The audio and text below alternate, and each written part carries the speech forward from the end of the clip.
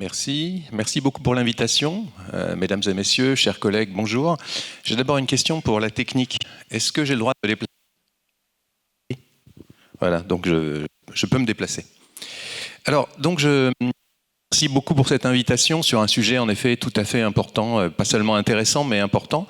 Donc comme il a été indiqué, moi je suis grenoblois et donc j'occupe un poste comme professeur d'université en philosophie qui s'intitule Sciences humaines et innovation. Alors, précisément, cette petite diapo, elle a pour objectif déjà de poser un peu enfin de sécuriser un peu la relation, parce que vu les élucubrations que je m'apprête à vous dire, puisqu'on m'a demandé de refonder l'esprit critique, hein, ben, il y a du travail. Hein. Il y a un travail qu'on n'imagine pas quand on n'a pas étudié, disons, les standards philosophiques de l'esprit critique. Donc voilà, en dépit du décollage que j'ai promis sur LinkedIn, à Toulouse, c'est un peu normal d'espérer pour les fans d'aéropostale et d'aérospatiale comme moi-même, de promettre un décollage, non? Enfin, quand même. Alors, donc, voilà, j'ai vous voyez, le sacrement du philosophe qui s'affiche, hein, donc c'est pas rien. C'est trop fort? Ça coupe, oui, je ne sais pas pourquoi. La main au-dessus, c'est ça, voilà. J'adore cette gestuelle qui reste nécessaire. Ça fait partie, vous allez voir, du message notamment. Alors là, ça devrait mieux marcher. Alors, j'ai un parcours tout à fait classique. Hein. J'ai les 5 sacrements du philosophe français. Et puis, ayant fait une thèse sur un des auteurs majeurs de la Renaissance, dont je ne parlerai pas aujourd'hui, hein, mais un des auteurs sans lequel nous ne serions pas ce que nous sommes du point de vue de l'identité intellectuelle, comme on fait souvent en philo, cet homme-là, par l'intermédiaire de sa pensée qui a infusé en moi, m'a fait, sans que je le sache, changer d'axe, alors que je réalisais le cursus honorum du professeur qui devient une sommité et qui porte la toge en permanence, enfin, ce qui est assez difficile en fait quand on y pense. Et en fait, en tant que philosophe, je me retrouve dans une situation tout à fait originale pour la France, c'est que je co-encadre, co-dirige depuis 15 ans un master en management de l'innovation dans un institut donc de management, un institut public de management, et donc qui s'est intitulé progressivement Innovation responsable, et puis aujourd'hui carrément Innovation à visée régénérative. Là encore, vous n'imaginez pas le travail que ce branding, ce marketing dans la compétition entre les diplômes nous oblige à faire. Alors ça tombe bien, puisque là encore, un philosophe de plein exercice dans un IAE, ça décoiffe, quoi. Au point que les collègues en comptabilité, en gestion, qui estiment que les métiers vont pas changer, nous appellent les saltimbanques. Voilà, donc vous voyez, c'est la collégialité. Hein, c'est bon. Et alors, pour achever de me positionner, moi je suis tourné vers la question de l'innovation à travers notamment dans ce site comme le vôtre, hein, qui est particulièrement doué en compétences d'innovation et en énergie innovante. Hein, Grenoble, c'est bien connu. Hein. Grenoble, vous le savez, se rêve un peu la Silicon Valley à la française, hein. Bon, avec une prétention qui n'est pas d'ailleurs déplacée, je trouve, c'est intéressant. Puisqu'on est tous resserrés les uns sur les autres, hein, les philosophes, les ingénieurs, les SHS, les créatifs, les designers, donc ça donne des situations intéressantes. Moi, ce que je suis, c'est la manière depuis des années dont certaines technologies peuvent et effectivement transforment profondément la société et peut-être même l'humain. Alors, ça a donné notamment la grosse chaire éthique et intelligence artificielle au sein du MIAI, qui est l'équivalent grenoblois d'ANITI. Voilà, et puis plus après, en même temps, quelque chose sur les innovations quantiques. Voilà, parce que c'est pas fini, hein. C'est pas fini le désordre. Voilà, les innovations quantiques, ça va nous en mettre un sacré coup aussi, hein. Assez dangereux même en fait. Voilà. Et puis en même temps, vous voyez, les gens ont bien vu que j'avais des compétences d'encadrement et j'ai été coprésident de la Convention citoyenne pour le climat de l'agglomération grenobloise. Beau processus de démocratie participative qui a amené 150 personnes tirées au sort à réellement se transformer. Donc c'est un point important parce que pour moi, il ne saurait y avoir d'innovation aujourd'hui sans transformation du mindset, de la culture générale des gens, de leur manière de penser, notamment dans la question des transitions qui nous occupe aujourd'hui plus que nous voudrions. Car enfin, nous ne pourrions pas faire ce colloque si nous n'avions pas un artifice très probablement dégradant la nature, qui s'appelle la climatisation. J'ai fait une conférence sous les toits de la Sorbonne jeudi dernier, Il faisait 38 degrés. J'ai cru que j'allais y passer, en fait. Ce qui aurait été une belle mort, en fait. Bon, voilà. Donc la situation, vous voyez, j'ai essayé de la théoriser, moi, après 10 ans de travail sur la question de l'innovation, en 2021, par une enquête philosophique. Et puis je dialoguais beaucoup avec le regretté Bernard Stiegler, qui était l'autre philosophe qui s'occupait d'innovation, qui nous a quittés il y a quelques années. On s'est souvent rencontrés et on convenait, lui-même était très pessimiste. Hein. Stiegler, c'était un platonicien pessimiste. Moi, je suis un aristotélicien jovial. Et à chaque fois, on le remarquait, mais on convergeait sur... oui, parce que quand même, dans la disruption, vous vous souvenez, ça parle du numérique, c'est un des derniers livres de Stiegler, 2016. Le sous-titre, c'est « Comment ne pas devenir fou ». Et Stiegler était extrêmement sombre, hein, vraiment. Et donc, on convenait sur le fait que l'évolution réserve des surprises. Lui et moi étions, parmi les Français francophones, parmi les seuls philosophes dans les années 2010 qui intégrions la manière dont les technologies transforment les sociétés et les humains. Tous les collègues nous disaient « mais non, la technologie, c'est pas si important ». Non, mais sérieusement, enfin. Mon projet, moi, c'est une philosophie politique qui intègre les technologies innovantes. Ben là, je suis servi, si vous voulez. Et Stiegler, lui, bon, ça l'a vraiment déprimé. Alors, si on avance sur le sujet... mon but est vraiment de penser la réactivation de l'esprit critique à notre époque en partant de la notion, vous avez vu, donc, de conflit des facultés, conflit des normativités, conflit des formes d'esprit. Cette notion de conflit des facultés, je le dis maintenant, elle a été, je le redirai tout à l'heure, elle est empruntée, c'est très connu en philosophie, à un des pères fondateurs à la fois de la philosophie éthique et politique, de la philosophie tout court et de la pédagogie moderne, à savoir Immanuel Kant, entre 1785 et 1798. Kant, à la fin de sa vie, en 1798, écrit un petit texte qui s'appelle « Le conflit des facultés » avec un grand F. Les facultés, ce sont bien sûr les départements du savoir, la philosophie, le droit, l'ingénierie. Il ne parle pas d'ingénierie, lui, à l'époque, ça ne fait pas partie de ses préoccupations. Donc il dit, mais qu'est-ce qui doit être en premier, compte tenu de la valeur fondatrice ou du principe cardinal de la modernité, qu'il identifie comme l'autonomie du sujet qui porte un esprit critique. Alors, la notion de faculté avec un grand F implique que, vous voyez, on discute, dit Kant, entre disciplines. Moi, je suis un philosophe, je suis ici dans une école d'ingénieurs. Ce qui n'est pas si évident, en fait. Hein. On est d'accord, hein, c'est des situations... parce qu'il ne faut pas croire que les ingénieurs, ils ont envie de faire de la philo, hein, ni de l'éthique, des technologies, hein, mais absolument pas. Il ne faut pas croire ça. Hein. 10%, hein, enfin voilà, et encore, les bonnes années. Hein. Soyons sérieux, en fait. Bon, c'est mon quotidien. Moi, le Grenoble IAE fait partie de Grenoble INP. Une partie de mon enseignement, c'est devant des amphis d'écoles d'ingénieurs. C'est un beau challenge. Hein, donc, alors, du coup, moi, ce que je vais essayer de penser, c'est à la fois la pertinence du discours kantien, le conflit des facultés comme donc département d'enseignement, discipline intellectuelle, académique, mais aussi des facultés mentales. Je vais parler, ce dont parle Kant aussi, avec un petit f, les facultés, le conflit des facultés.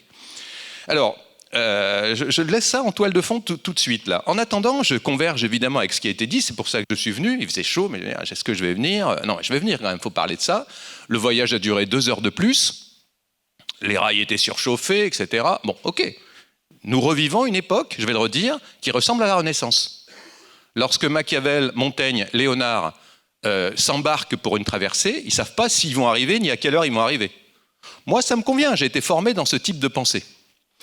Alors, du coup, je ne comprends pas la mauvaise humeur des gens. Ce que je constate, c'est qu'effectivement, je suis venu ici pour parler de ça. Moi-même, je constate les risques de délégation cognitive, qui implique la perte d'agentivité dans mes termes et la transformation radicale des relations sociales. Et puis une perte de souveraineté, puisqu'il ne faut pas oublier que les applications et les terminaux, ils ne sont ni européens ni français. Hein.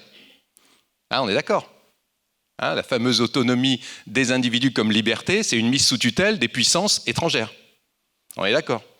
Alors, ça peut être très grave, hein, notamment en période d'élection, hein, mais en période de consumérisme habituel aussi. Alors, du coup, moi j'aime bien raconter des petites histoires qui me sont arrivées. Hein. Vous avez compris, c'est un peu vivant quand même, hein, comme échange. Alors justement, l'autre jour, perte d'agentivité et transformation radicale, il manque un E, excusez-moi, des relations sociales. Parce que j'ai ajouté ça tout à l'heure dans ma chambre d'hôtel en me disant c'est ça le problème. je fais des cours à mes étudiants en management de l'innovation. Là, voilà, ils sont comme vous, ils m'écoutent parce que je fais un peu le clown, je vais les chercher, etc. Et puis il y a un des cours qui s'appelle sensibilisation aux enjeux de transition climatique. Je fais venir des collègues. Donc 7 collègues sont venus sur un support de 3 heures et moi j'écoutais le collègue. Et je me suis rendu compte à chaque fois, pour chaque collègue, les étudiants ne le regardaient pas. Étudiant, calculateur, très intelligent du point de vue du calcul, il voit le collègue ou la collègue une fois dans sa vie. Il ne va pas passer son temps à le regarder. Sérieux. Pendant 3 heures, 7 fois de suite, j'ai observé mes étudiants regarder leur tablette, leur téléphone ou leur ordinateur. À chaque fois, à la pause, je demandais aux collègues « Est-ce qu'ils te regardent ?» Non, je n'ai pas vu leurs yeux. Ok. Est-ce que ça te gêne? Il y en a une qui m'a dit « Ben non, parce que quand même, ils sont gentils. » Alors à la fin, pendant la reprise de la pause du dernier collègue qui passait, j'ai sorti mon téléphone et je les ai photographiés. Aucun étudiant, j'ai mis le flash exprès. Ils sont venus me voir pour m'insulter en disant que c'était une offense que je leur faisais, ils allaient porter plainte à la direction. Et je leur ai dit, écoutez, on y va ensemble. On y va ensemble. Je trouve que je vous ai bien vu, vous n'avez jamais regardé les intervenants. Non, mais on prenait des informations. Alors en fait, ils étaient devenus des inforgues. Comme dit Floridi, dès 1990, l'inforgue, c'est celui qui ne dispose plus de cet espace vacant interne qu'on appelait l'ennui, l'incertitude, le recours à la culture personnelle, la construction d'une pensée autonome. Il partage avec le cyborg d'être assisté, puisque le cyborg, pour sa part, il est construit sur la peur de mourir et il va s'augmenter par des prothèses. L'inforgue, il est guetté par une autre peur, viscérale, parce qu'ils étaient sincères, hein, viscérale, qui est la peur de la solitude, de l'isolement. Alors l'inforgue est devenu, ce que ne disait pas Floridi en 2010, mais qu'il dit maintenant, vraiment le grand philosophe italien qui est allé à Oxford pendant des années et qui est à Yale aux USA aujourd'hui, un vrai génie qui a inventé la philosophie de l'information et l'éthique de l'information. Donc vous voyez, ce gars-là maintenant ce collègue estime que nous sommes devenus des éléments du système qui nous exploitent, hein, c'est bien connu, mais que c'était inéluctable. Donc vous voyez, en tant que philosophe, j'ai beaucoup de mal avec mes collègues qui prennent des pauses humanistiques littéraires. Par exemple, je n'aime pas les mentionner, mais ceux qui disent que ChatGPT réalise des moins bonnes dissertations qu'eux-mêmes. 1, c'est pas le sujet, et 2, c'est faux. C'est qu'il ne s'est pas prompté, c'est juste ça. Vous voyez, donc il faut prendre la mesure de la transformation, si vous voulez, vous voyez, cybernétique de l'humain. Enfin voilà, donc Floridi, vous voyez, c'est à la fin du XXe siècle. Hein. Voilà, donc bon, c'est terrible. Hein. Donc alors du coup, je leur ai dit que leur problème, c'était pas tellement la perte d'agentivité, si je les crois. Si je pense qu'ils ont une psyché puissante et qu'ils ne sont pas sous tutelle d'informations de moindre qualité que celles que mes collègues et moi-même essayons de leur donner, mais au moins, il y a une transformation radicale des relations sociales. Et je dis, on va jouer le jeu, je fais le cours, depuis mon bureau qui est à 50 mètres, vous restez dans la salle. On l'a fait une fois, ils ont adoré. Parce qu'ils pouvaient me mettre dans une fenêtre et en même temps, ils travaillaient sur d'autres. Ne me regardez pas comme ça, je vous jure, moi j'aime bien faire des expériences. Voilà, l'autonomie, l'esprit critique, des étudiants de master management de l'innovation à portée régénérative qui venaient de toute discipline. Hein. Ce n'était pas que des gens de sciences de gestion un peu obtus, quoi. Non, il y avait des sociologues, il y avait des... Très impressionnant comme expérience. Donc, dans mes catégories, dès 2021, je prévoyais que c'était en train de se mettre en place ce qu'on peut appeler l'autorité des machines. On peut dire qu'il y a une perte d'agentivité, et pour reprendre les catégories quand même un peu choc de la psychologie sociale, en fait on pouvait dire que nous sommes en situation d'être soumis à une forme d'autorité comme Milgram, vous vous souvenez, opéré de manière expérimentale, même si c'était très contesté comme type d'expérimentation, une mise sous tutelle vis-à-vis d'une autorité. Aujourd'hui c'est la machine, le système d'information qui a autorité. Alors, sans doute vivons-nous une nouvelle renaissance. Ah, ça tombe bien, moi je suis très heureux d'être formé au moment d'une grande révolution industrielle. Ça n'arrive pas à tout le monde. Voilà, Kant, il n'a pas connu une grande révolution industrielle. Alors la question, vous voyez, c'est que signifie exactement humanisme? C'est une vraie question. Pour se tourner, pour le savoir, il faut arrêter avec l'humanisme littéraire qui consiste à vendre des livres qui n'ont aucun sens, mais que les gens lisent en disant « c'était quand même mieux avant ». Bah oui, mais c'était avant. Le problème, c'est que c'était avant, quoi. Donc, que faire aujourd'hui? Il faut se tourner vers les classiques, notamment les gens qui se sont vraiment posé des questions de ce qu'ils vivaient à l'époque de la Renaissance, comme Pico della Mirandola, Giovanni Pico della Mirandola en italien, en 1486, se pose la question de savoir ce que c'est que l'humanisme. Humanisme. Ce qu'on retient comme humano-centré aujourd'hui, avec plein de problèmes. Ce qu'on retient comme subjectivité disposant d'une pensée critique. En fait, ce qui est une grande construction intellectuelle à laquelle Kant participe. Lui dit, mais attendez, le problème de l'humanisme, par rapport à l'époque précédente, à savoir la période médiévale, c'est que l'humain ne sait plus quel est son statut. Et donc, il propose une image. Il dit, comme finalement, on ne sait plus quel est exactement ce que c'est qu'un humain, ce n'est pas la créature d'un Dieu tout-puissant, il faut prendre une image. Alors, peut-être vous avez lu, il prend une image d'un animal. Voilà. Je le refais, regardez, c'est joli quand même. Donc, il dit, voilà, l'humain est un caméléon. L'humain n'a pas le choix de choisir une faculté, une discipline, un type d'activité. Il doit toutes les déployer. Il doit être ingénieur, théologien, grammairien, poète, acrobate. Ainsi sera-t-il humain. Alors c'est très intéressant parce que c'est un peu ce qu'ont oublié mes étudiants en fait, qui se croient innovants et expérimentant des formes en fait très contraintes, des formes mentales et techniques très contraintes. Ils ont un peu oublié aussi, alors moi j'aime à rappeler que les philosophes quand même ont un peu d'esprit, je cite souvent aujourd'hui mon cher collègue et regretté collègue Harry Frankfurt, qui est un philosophe états-unien, mort récemment, beaucoup d'humour, qui a publié en 1986 un article remarqué, On Bullshit, alors vous diriez le baratin, la connerie, très beau livre, hein, puis publié ensuite. Donc, je dis à mes étudiants, attention, voilà, nous sommes arrivés à l'ère de la machine à baratin. Ça, c'est intéressant quand même pour des gens qui prétendent avoir une authenticité, une sincérité, un rapport à eux-mêmes construit. Personne ne doute d'être une subjectivité quand telle ou telle application de masse lui dit, en satisfaisant ses besoins, ou ses désirs, ou ses fantasmes. Alors c'est intéressant parce que à cela s'ajoute le fait que tout ça nous conduit à une véritable irresponsabilité du point de vue écologique. Je vous l'ai dit, j'ai fait beaucoup d'éthique de l'intelligence artificielle avec mon équipe. Nous avons soutenu, peut-être ça nous a coûté cher, nous avons soutenu l'idée que l'éthique environnementale de l'intelligence artificielle était le grand vide actuel, alors même qu'il y a, depuis les années 1970, dans les grandes revues mondiales, des dizaines et des dizaines de publications dans les différents courants de l'éthique environnementale. Donc qu'attendent les concepteurs de l'IA ? Oui, parce qu'en fait, les penseurs du changement climatique, il y a toute une théorie actuellement, depuis les années 1990 aux USA, qui devient de plus en plus forte, de philosophie du changement climatique, estiment que on peut être raisonnablement pessimiste. Nous vivons la tragédie de l'inaction climatique. Nous nous trompons volontairement et sommes très en dessous des enjeux. Jusqu'à quand ? Jusqu'à la catastrophe probablement. Rien de mieux pour se réveiller qu'une bonne catastrophe. Alors on peut avoir une interprétation tragique de la situation, c'est ce que j'essaie d'avoir régulièrement, en me tournant vers les meilleurs auteurs, donc vous voyez, vers Shakespeare. Moi je soutiens que du point de vue de la conception et de l'usage du numérique et de l'IA, le temps est hors de ses gonds.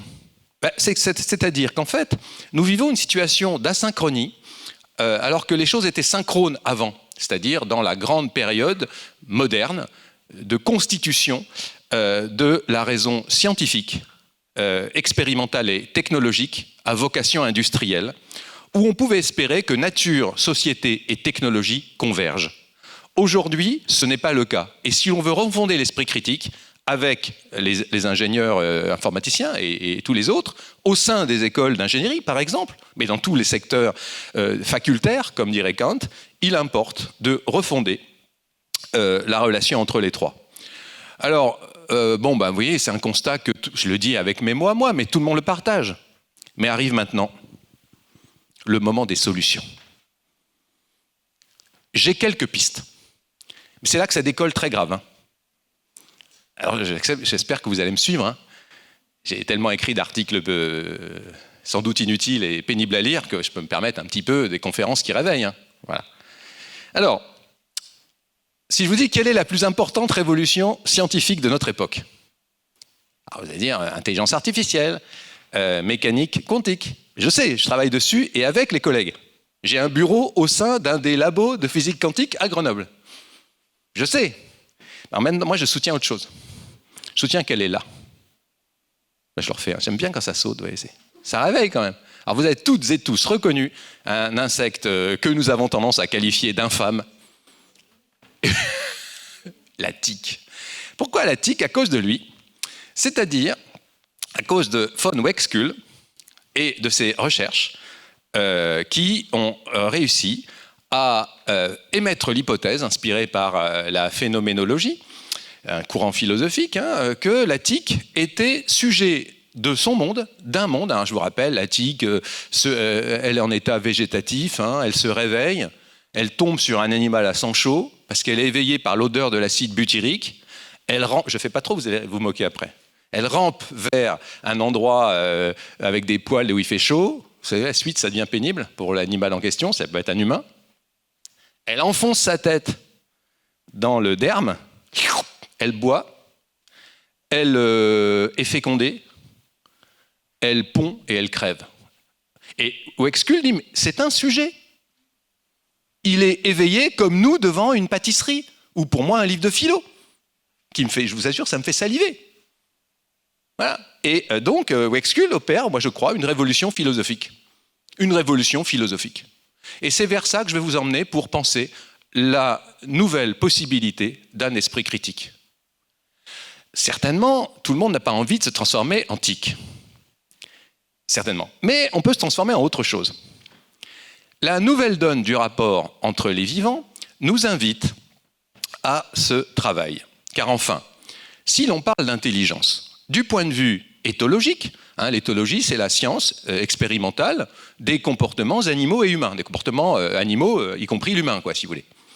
Alors, du point de vue éthologique, hein, ça existe depuis donc 100 ans, l'éthologie. Hein, il y a des bibliothèques entières d'éthologie. C'est intéressant de s'apercevoir qu'on n'est pas les seuls à être intelligents et ou à avoir un comportement social et ou à avoir un ou plusieurs langages. Nous, les humains, on est vraiment loin d'être les seuls. C'est bien l'humanisme littéraire anthropocentré qui nous a fait croire le contraire.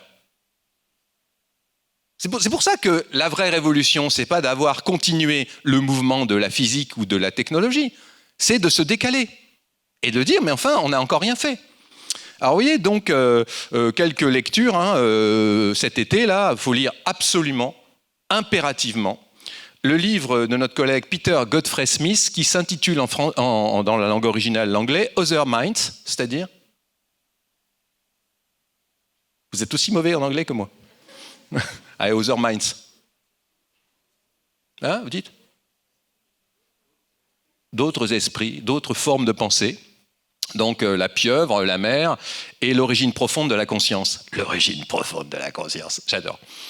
Traduction française, le prince des profondeurs. Waouh, ils sont encore pires que nous. Et l'intelligence exceptionnelle des poulpes. Qui n'a pas lu ce livre n'a pas la moindre idée de ce qu'il vit quand il croise, et fort heureusement ça arrive encore de temps en temps, lorsqu'il nage en apnée avec un masque et un tuba, un poulpe. Moi j'ai rencontré un poulpe un jour, avant de lire ce livre, j'ai eu plus de relations, plusieurs fois de suite, j'allais nager souvent dans le même coin avec ce poulpe qu'avec certains de mes voisins. Ça m'avait perturbé. Il était fasciné par mes grosses palmes jaunes. Il me regarde, enfin, c'était étonnant ce regard du poulpe. Et quand j'ai lu Godfrey Smith, qui parle de l'intelligence tentaculaire, je souligne, l'intelligence tentaculaire, mais c'est-à-dire, ben ouais, refonder l'esprit critique, va falloir faire un certain effort pour se décentrer. T'as pas la moindre idée de ce que c'est. T'as 4 membres, dont 2 seulement qui sont à peu près préhensibles, voilà. Tu serres une main, tu peux savoir ce qu'il y a derrière, comme personne, mais t'es pas un poulpe, hein. Je vous laisse lire le bouquin, hein, c'est stupéfiant. Le gars, il a 9 cerveaux. Stupéfiant. Voilà. Donc, c'est pas étonnant qu'on s'y soit pas intéressé dans les moments de constitution de l'esprit critique humain entendu comme anthropocentré, au détriment des autres créatures. Bah oui, c'est trop perturbant, quoi. C'est sûr. On voit bien que là, il n'y a pas un oubli, mais un obstacle. Comme dans toute grande révolution intellectuelle, en fait. Hein? Alors, attention, là, ça va décoller encore plus grave. Je suis désolé, mais je lis la littérature, quoi. Moi, je fais partie des gens qui lisent les collègues. Voilà, il paraît que ce n'est pas si fréquent. Du point de vue biologique, l'intelligence naturelle n'est pas seulement animale. Des auteurs, très très intéressants et de diverses origines, viennent à nous dire qu'elle est végétale. Alors là encore, le rhizome est intelligent. Mais c'est-à-dire, qu'est-ce que tu veux me dire? Ça échange des informations. Oui, c'est expérimentalement montré que le mycélium, les rhizomes échangent des informations d'un bout à l'autre de la forêt. C'est donc ça l'intelligence. Faut voir. Mais que c'est un langage, la transformation chimique? Faut voir. C'est quoi exactement un langage? Moi, il arrive de me rendre compte que les gens me disent quelque chose et que mon nez me dit autre chose. Quelqu'un me rassure, parce que ma femme essaie de me rassurer, mais je sens l'odeur de son stress. C'est un message chimique, non? Auquel je crois davantage que ce qu'elle me dit, en fait. Non? Vous voyez, c'est-à-dire on est en train de penser un conflit interne des facultés. Un conflit interne des facultés pour développer l'esprit critique. Ne pas s'en remettre uniquement à l'information écrite, ni à la stimulation par les images. Alors, tous ces auteurs, là encore, faut lire ça, quoi. Faut lire ces philosophes comme Michael Marder, excellent philosophe, ces biologistes comme, là encore, Daniel Chamovitz, remarquable ouvrage traduit en français récemment, qui montre que, contrairement à ce qu'on croit, la plante ne réagit pas aux ondes sonores. Ah bon, mais on leur passe du Mozart et on a l'impression que ça va bien. Non, elles réagissent à beaucoup d'autres choses, mais pas à ça, dit Michael Marder. C'est un biologiste expérimentateur. Il a passé sa vie à faire des expériences sur les réactions végétales et il estime qu'il y a une forme de connaissance végétale. De même, Laurent Tillon, c'est plutôt un forestier. Et tout récemment, là c'est sorti cette année, Sylvie Poutot, avec son équipe, développe cette belle idée de la cause végétale, alors extrêmement bouleversant pour nous humains, quoi. C'est tout à fait impressionnant. Vous voyez, il importe de se tourner, si l'on veut refonder l'esprit critique, sérieusement sur la condition végétale. Alors vous voyez, il ne faut pas oublier que quant à elle, l'intelligence humaine est aussi multiforme de manière irréductible.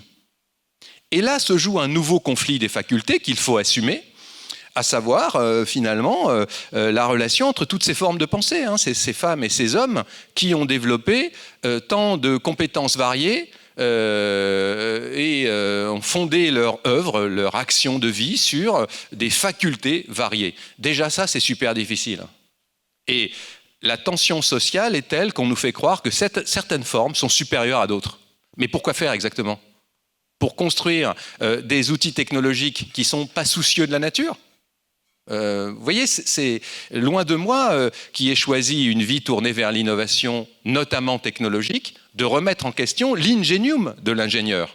Mais enfin, on ne peut pas s'en satisfaire.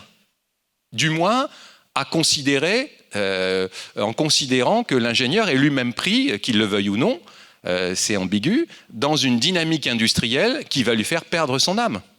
Vous voyez, donc il importe de prendre en considération l'importance de l'humain dans son milieu. J'aime à citer ce phénoménologue Watsushi du siècle dernier qui avait suivi les cours de Martin Heidegger en Allemagne et qui en rentrant chez lui a fondé une théorie qui s'appelle le Fudo, improprement appelé le milieu humain, parce que c'est pas qu'humain en fait, c'est le milieu vivant qui, en tant que nous sommes nous aussi d'éthique un peu plus perfectionnée sur le plan neurologique, nous développons une intelligence uniquement en tant que nous assumons d'être chargés d'un milieu. Nous sommes chargés d'un milieu. Donc vous voyez, on peut aller très loin dans cette considération, par exemple, en engageant une forme d'éthique environnementale extrémiste, maximaliste, celle qu'on appelle dans les grandes revues scientifiques, d'écologie, biologique et philosophique, l'écocentrisme, avec cet auteur John Bert Callicott, qui estime de manière maximaliste, comme on dit en philosophie, que tous les êtres naturels, et pas seulement vivants, devraient revendiquer des droits. Et nous autres humains devrions porter des causes qui vont défendre tel ou tel fleuve, par exemple, jusqu'au point de le reconnaître un statut juridique, comme le fleuve Wanganui, par exemple, en Nouvelle-Zélande, comme l'appel du Rhône, comme le Parlement de la Loire aujourd'hui. Voilà. Alors c'est intéressant, vous voyez, parce que tout ça nous donne à penser une relation difficile que nous avons avec notre milieu et qui est culturelle en fait. Nous avons pris une voie qui est une voie qui nous coupe du milieu grâce à la climatisation, grâce à l'information calibrée pour qu'on soit bien tranquille, bien confort, et qu'on ait l'impression d'être des sujets. Mais on ne l'est pas en fait. On est traversé par un milieu artificiel qui nous met sous tutelle. Alors, tournons-nous vers les gens qui sont sortis de notre monde, notamment les anthropologues comme Charles Stepanov, qui fait son enquête, entre autres, il a fait quelques enquêtes de référence, sur les attachements dans les milieux non occidentaux entre les humains et les autres espèces. Et c'est intéressant parce qu'il estime que lorsqu'il y a un... Là, il parle de la Sibérie, quoi, et il dit la Sibérie, c'est un réseau dense. C'est-à-dire la Sibérie, un réseau dense. Oui, un réseau dense de relations entre humains et non-humains. Je ne vous parle pas de l'animisme, parce qu'ils sont très animistes. On va laisser ça de côté. Je vous parle de leurs relations avec les animaux. Les rennes, il y a des rennes là, les phoques, quand il y a des phoques, les renards, les ours, les loups. Alors, la relation, dit-il, est dense parce que ces gens n'ont pas le choix. Ils n'ont pas le choix d'être en relation intime. Alors, il y a un très beau dessin dans le livre de Stepanov. Il fait la densité du milieu entre les humains et les autres animaux et les végétaux. C'est une sorte de cercle où il y a plein d'interactions. Et pour les occidentaux, il dit voilà, il y a une relation avec la plante qu'on a sur le balcon, avec notre animal domestique, et pour le reste, on va au supermarché. Puissant. J'ai écrit à Stepanov en disant, chers collègues, il faudra ajouter l'ordinateur entre les deux. Il m'a dit, ouais, on va même plus au supermarché, on est livré. Mais moi, je pensais à l'interaction humain-machine, auquel je crois, moi, par ailleurs. Mais je ne vais pas en parler aujourd'hui. Et donc, c'est intéressant parce que, du coup, comment penser cette nouvelle insertion dans le milieu qui va développer l'esprit critique? Alors, il y a des modèles. Hein. Par exemple, moi, je voue un culte à Kymlicka et Donaldson sur leur théorie de la zoopolis, la nouvelle théorie du droit des animaux. Je suis, dans mes moments de folie, très attiré par ce que dit Donna Haraway, qui pense une hybridation humain, non humain, entendu par là les animaux, les végétaux et aussi les machines. Une sorte de continuité. Et pourquoi pas, si la machine si elle donne des engagements écologiques? Pourquoi pas? Car il n'y a aucune raison de ne pas s'augmenter, à vrai dire. Le seul problème, c'est qu'aujourd'hui, l'augmentation, qui est plus donc une assistance numérique et algorithmique, se fait, je l'ai dit tout à l'heure, tout le monde le sait, par la tutelle. On se rentre sous la tutelle de machines qui ne permettent pas une véritable émancipation, qui stimulent le besoin avec un système de récompense vraiment grossier et qui, par ailleurs, dont la production massive dégrade la nature. Alors, vous voyez, il y a aussi... ça vous fait des trucs à lire, hein, quand même. Alors, certains sont bien connus. Haraway, tout le monde connaît ça aujourd'hui, maintenant, en sciences humaines et sociales. Aujourd'hui, on entend parler de beaucoup de notre collègue, donc Olivier Amand. Voilà, il faut absolument lire ça, ce petit livre. Hein, il fait quelques pages, hein, ça se lit en très peu de temps, fondamental, qui nous montre que on a sûrement pris une mauvaise direction. Qu'en fait, tandis que nous sommes dans la performance épuisante, la nature est dans la robustesse, à tel point qu'elle est systématiquement sous-optimale, afin de produire avec force une réaction quand il y a une attaque. Il évoque beaucoup de cas, notamment le cas de la fièvre, de la convocation d'une chaleur qui propose un certain nombre de solutions au corps malade. Ce n'est pas qu'une réaction. Hein. Alors c'est intéressant parce que moi qui ai beaucoup écrit sur ce que j'appelle l'innovation sauvage, qui est mon grand concept à partir de Schumpeter, dans mon livre, ça me parle. Effectivement, les entreprises, j'ai beaucoup d'étudiants en stage, moi, les entreprises sont toutes, malheureusement pour elles, épuisées parce qu'elles sont comme des corps qui sont poussés dans la performance. Voilà, alors voilà, donc si vous voulez, au final, il faut sortir sans doute du rêve prométhéen de la modernité. Hein. J'ai parlé de Kant, un des promoteurs de la modernité. Descartes en est un autre. Hein, qui disait, voilà, il faut que l'humain devienne comme maître et possesseur de la nature en assumant la vulnérabilité. Alors, je vous l'ai dit, c'est difficile, sans la clim, je ne pourrais pas faire la conférence. Je serai dans le même état que la semaine dernière à la Sorbonne. Alors, il se trouve qu'on peut assumer la vulnérabilité grâce à des modèles d'éthique très très développés, hein, très très puissants, très robustes, qui ne sont pas que dans les enseignements de soins et de santé. Hein. Le care, c'est une politique. On le voit bien avec l'apparition du care design. Là encore, c'est quand même étonnant que beaucoup d'ingénieurs n'entendent pas parler. Le care design consiste à prendre soin des milieux dans le but de transformer, vous voyez, notre rapport aux artifices que nous créons. Voilà. Moi, je milite carrément pour un modèle bouleversant qui s'appelle la philosophie biologique de la technique, dont le modèle a été promu par le philosophe médecin Georges Canguilhem dans les années 30 et repris ensuite, par exemple, par quelqu'un comme Gilbert Simondon, la philosophie française de la technique, qui est très très puissante pour concevoir autrement. Alors, du coup, j'arrive à la conclusion. Il faut donc assumer le conflit des intelligences, c'est-à-dire comment penser les Lumières à l'âge du vivant, donc, comme dit ma collègue et amie Corinne Pelluchon. Très bonne philosophe sur ces sujets à partir d'une théorie de la vulnérabilité, d'une éthique de la considération. Moi, je m'intéresse à l'éthologie, à la relation aux technologies. Et pour penser le conflit des facultés, Kant voulait refonder le jugement. Pour refonder le jugement aujourd'hui, il faut sans doute se tourner vers, par exemple, ce que proposait Thomas Nagel dans un article et un livre très célèbre de 1974, qui n'est pas du tout orienté vers nos sujets, mais qui dit, voilà, qu'est-ce que ça fait d'être une chauve-souris? Et Nagel dit, on ne peut pas savoir. On ne peut pas savoir. Pour assumer le conflit des intelligences, il faut travailler sur soi-même et surtout, tout en permettant aux gens, s'ils le veulent, d'aller de temps en temps à des moments précis sur des contenus numériques malheureusement formatés, les amener à sortir de ces formats. C'est possible en développant l'antifragilité dont parlait Nassim Nicolas Taleb. Donc vous voyez, à partir de l'idée que l'antifragilité, c'est ce que Montaigne appelait la rencontre de l'accident, en permettant aux personnes de sortir d'une logique linéaire qui ne se fonde que sur l'expérience étroitement humaine, basée sur les répétitions. Alors voilà, sans surprise, ça nous amène à l'idée de développement au sein des académies scolaires, universitaires, au sein de la formation continue. Il importe absolument de développer des alternatives tournées vers la sérendipité.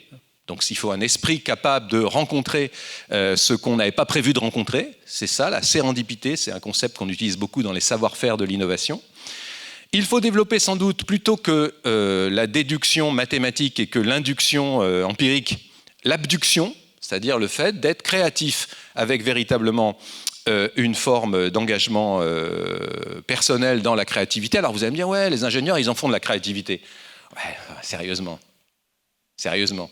C'est au mieux des moments où on s'amuse bien. Mais c'est pas ça la créativité. La créativité, on la comprend quand on accepte l'état d'improvisation qui nous emmène dans une transformation de soi-même surprenante, par définition. Alors évidemment, on en parlait tout à l'heure, est-ce que c'est possible sans une récompense? Sans doute, pour la plupart des gens, oui. Pour la plupart des gens, sans doute faut-il des catastrophes et des traumatismes pour changer. Sans doute, on ne change pas si on n'y est pas obligé. Alors moi, je ne suis pas catastrophiste, je pense qu'on vit une vie confortable, qu'on va essayer de continuer à être tel, mais il se trouve que moi, j'ai rencontré Montaigne, qui dit, non mais attends, tu veux apprendre quelque chose? Monte à cheval. Tu vas devoir... C'est une sorte de nouveau péripathétisme, vous voyez, une pensée en mouvement. Tu vas devoir essayer de penser ton équilibre et tu auras des idées nouvelles. Et donc, vous voyez, je pense que les ancrages corporels sont fondamentaux. Donc, je ne vous ai pas dit, j'aime bien Toulouse parce que je suis joueur de rugby, mais je suis aussi éducateur de rugby. Et moi, ce que je faisais, quand j'ai été éducateur de rugby pendant assez longtemps, une dizaine d'années, un peu plus même, je faisais pratiquer de l'improvisation sous des formes assez étranges. Il fallait surtout éviter de penser systématiquement à la performance pour les enfants. Il fallait d'abord penser à d'autres choses et surtout éviter de penser, en fait, pour se laisser aller aux sensations du vécu. Alors voilà, donc merci pour votre attention. Enfin, écoutez, vous savez, j'ai compris, je ne suis pas venu seul. Donc j'aimerais que vous remerciez mes amis que j'ai mentionnés au fil de l'exposé. Voilà. Merci pour votre attention.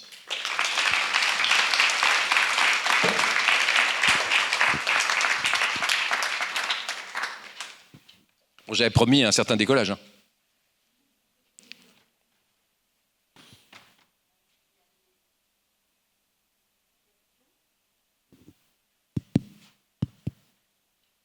Une question dans la salle?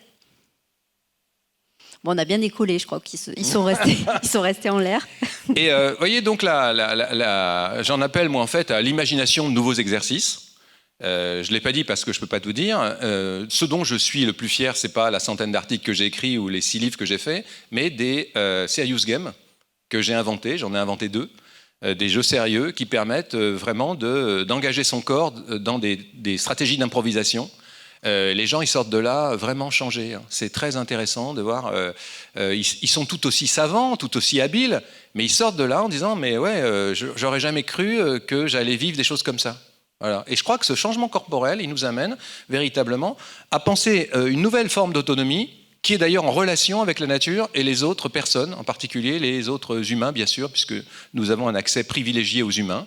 Mais moi-même, j'ai eu un accès privilégié, notamment à un poulpe, par exemple. Voilà, donc, en me disant, mais qui suis-je? Qui est-il? Vous vous souvenez de la page de Montaigne où il dit, quand je joue avec ma chatte, qui me dit que ce n'est pas elle qui joue avec moi? Donc on se dit, Michel, du calme. Mais en fait, oui. Quiconque a la bonne fortune d'être le propriétaire d'un chat, c'est bien qu'on n'a pas la main, quoi.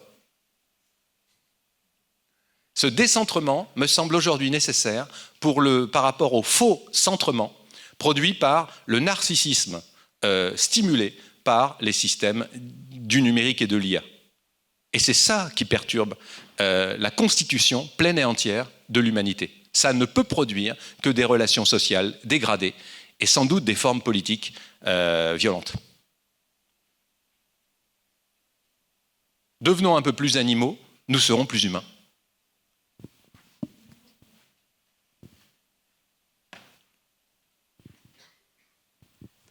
Bonjour, merci pour cet exposé. Je suis très ravi d'avoir pu être en contact avec ça. J'étais venu avec une question, c'était quelle frontière ou nuance ou interaction vous faites entre esprit critique, discernement et conscience? Ouais, c'est des sujets assez techniques. C'est toujours, disons, une manière de caractériser le même phénomène, à mon avis. À savoir une pensée humaine lucide, éveillée, d'autres termes qui pourraient naître ici. En fait, vous voyez, lorsque on aura appliqué la réforme que j'envisage, à savoir cours de biologie obligatoire à toutes les années du cursus d'ingénieur, incluant de l'éthologie, avec des ateliers où on doit comprendre les animaux en mimant ce qu'ils font. Une fois qu'on aura appliqué la grande réforme Ménissier de l'enseignement de l'ingénierie, puis pas une plaisanterie, hein, la moitié de la semaine, on aura des gens capables d'esprit critique et tout à la fois de discernement, et le troisième terme, de conscience, c'est-à-dire de se demander qui nous sommes et quel est le sens de ce que nous faisons. Et je suis à peu près certain que, comme les jeunes aiment bien les sciences, les mathématiques et la technologie, ils en feront autant, en fait, dans le temps qui reste. Et sans quoi, vous voyez, je pense que malheureusement, on ne développe pas l'esprit critique au sens... en fait, pourquoi c'est la même chose en grec? Krinein, ça veut dire juger. Lorsque Kant écrit la critique de la raison pure, de la raison pratique et de la faculté de juger, il évoque donc les compétences humaines. Il essaie de les décrire dans de gros livres. Quelles sont les compétences humaines de conscience et de lucidité et en quoi elles promettent l'émancipation et donc la liberté. Voilà, vous voyez, c'est le contexte même de ce qu'on appelle la philosophie moderne du sujet, qui, je pense, repose via la surdétermination des mathématiques et des sciences étroitement entendues, sans même d'histoire des sciences souvent, je suis même stupéfait, quoi, ni des techniques. C'est stupéfiant dans les cursus d'ingénieurs. Ni histoire des sciences, ni histoire des techniques. Il en faudrait tous les ans. Vous voyez, ça va donner des gens qui sont outillés pour l'industrie, mais qui sont aussi des outils pour l'industrie. Donc moi, je fais de la philosophie éthique et politique, vous l'avez vu. L'idée, c'est comment on pense une société aujourd'hui où il faut le faire, où l'entreprise, l'industrie est au service de, non pas seulement l'humanité, mais la nature, quoi. Déjà, elle n'est pas au service de l'humanité, mais de certaines nations, quoi, là, aujourd'hui. Donc vous voyez comment le discernement, l'esprit critique, nous amène à des formes réelles de critique du monde tel qu'il est. Là-dessus, on doit tous se positionner. Les jeunes qui, littéralement, explosent en disant « je ne veux pas de ce monde, je ne veux pas de la formation ni du diplôme ». Il y en a plein à Grenoble et j'imagine à Toulouse, entre 5 et 20% par école. Moi, je leur dis, mais c'est juste que pour l'instant, vous n'avez pas les outils techniques, intellectuels, parce qu'on ne vous les a pas donnés. On vous a mis dans des filières purement scientifiques ou purement littéraires, ce qui provoque les mêmes dégâts. Hein. Et ce qui manque, c'est ce que faisait la Renaissance, la relation organique du caméléon à tous les savoirs. J'ai même pas parlé, vous l'avez compris, de l'art. J'en parle à travers l'improvisation corporelle. Voilà, je pense que c'est le même sujet vu sous des angles différents. Quelqu'un de lucide et de conscient ne va pas se laisser embarquer par un système s'il n'est pas d'accord. Alors ça va poser d'autres problèmes, hein, on est bien d'accord. Oui. Dernière question. Après, les échanges pourront se poursuivre pendant la pause parce qu'on a un grand programme. En tout cas, merci beaucoup puisque vous avez cité Stigler et je suis fan. Et donc, ma question, c'est, bon, vous êtes au niveau université, donc plus haut sommet, former les ingénieurs... De la pyramide alimentaire. De la pyramide non universitaire, on va dire. Et je pense à la base de la pyramide, à savoir, c'est très bien de parler, on a toujours parlé d'esprit critique, mais tout ce qu'on a fait, en tout cas au niveau culturel, c'est tout le contraire, y compris, je pense à la base de la pyramide, l'enseignement primaire, secondaire. Donc nous aussi, on a des étudiants agrégés qui ont eu et qui démissionnent parce que justement, c'est pas adapté. Comment ce serait quoi ce serait une révolution totale. Une révolution totale, est-ce qu'on peut envisager ça? Non. Non, je pense que les formes stabilisées de la vie socio-éducative sont une bonne chose pour l'assurance psychologique, émotionnelle de tout un chacun. Le système tend à se pérenniser et rien ne change moins facilement qu'une institution. C'est pas ce qu'on lui demande. Ok. Il n'en demeure pas moins que nous avons toutes et tous, moi j'étais prof en lycée, j'ai fait beaucoup pratiquer la philosophie pour enfants et en collège. Et j'anime depuis toujours des universités populaires. Parce qu'il y a ça aussi. Hein. Il n'y a pas que les gens qui sont scolarisés. Les gens qui l'ont été depuis longtemps et qui ne le sont plus. Voilà. Donc moi j'ai une perspective continuiste sur tout ça. Et il me semble que, sauf catastrophe majeure, type scénario Mad Max, la guerre du Golfe nous a... Le Détroit d'Ormuz, je me suis dit ça y est, on va vers le scénario Mad Max. 1979, George Miller, très important, la trilogie Mad Max, ça peut nous arriver. Soit donc on va vers ça, et puis donc il va falloir réinventer des formes de vie, soit les personnes qui sont en charge de la transformation des consciences, la formation des citoyens et des citoyennes, nous trouvons toutes et tous des modèles, chacun les nôtres, dans nos contextes, je crois beaucoup à la réalité des contextes, qui permettent de transformer et d'ouvrir l'esprit. Moi, je voue ma vie en tant qu'enseignant à transformer des gens qui sont dans le management de l'innovation et des élèves ingénieurs. Je préfère être là que devant les étudiants de philo qui, eux, ne veulent pas changer. Quand je leur dis ça, ils disent « mais non, Descartes, c'était quand même pas mal ». Non, mais attends. Voilà, c'est-à-dire les forces de conservation mentale sont énormes et c'est là-dessus que surfent, littéralement, c'est ce qu'exploitent les supposées formes innovantes du numérique et de l'IA, en nous enfermant dans une subjectivité narcissique et oublieuse du monde. Alors, il peut se passer, avant la Révolution, moi je suis étonné que les data centers ne soient pas, pour prendre un mot de José Bové, démontés. Je vous rappelle, il avait attaqué à la masse, démonté chez José Bové, il avait attaqué un McDo à la masse. Donc vous voyez, je suis étonné que les data centers, finalement, je crois beaucoup dans l'histoire à la réalité du ludisme. Vous vous souvenez? Les gens qui cassent les machines. Parce qu'elles leur prennent leur métier déjà, leur travail. Elles ruinent leur emploi. Pour l'instant, personne n'a attaqué les data centers. Je sais, j'habite à côté d'un data center, peint tout en vert, green data, et avec des tas de barbelés partout et des miradors. Alors évidemment, je comprends qu'on puisse ne pas attaquer, quoi. Mais vous voyez, en réalité, les formes d'action ne sont pas pour l'instant tellement déterminés. La révolution, moi je suis plutôt peu révolutionnaire, je suis plutôt évolutionniste, d'où la contribution via l'enseignement, mais aussi toutes les actions de l'ordre associatif, quoi, si vous voulez. Je fais au moins une fois par an dans l'université Interage du Dauphiné depuis 4 ans, un grand colloque. L'an dernier, c'était sur le vivant. Et ça dure un week-end, vous êtes invités. Hein, mais il y a les mêmes choses ici. Hein, c'est-à-dire l'université populaire est aussi un lieu très important pour transformer les consciences vers la prise de conscience de qui nous sommes et de ce que nous faisons. Moi, je suis juste un philosophe qui dit c'est possible via l'engagement corporel et l'improvisation. Ce qu'on met toujours de côté, parce que ce qu'on veut, c'est des process. On veut former des gens dans des cases, dans des moules, qui permettront d'ailleurs, quand le moule changera, de les éjecter. Ce n'est pas satisfaisant humainement. Merci pour votre attention. Merci beaucoup, vraiment.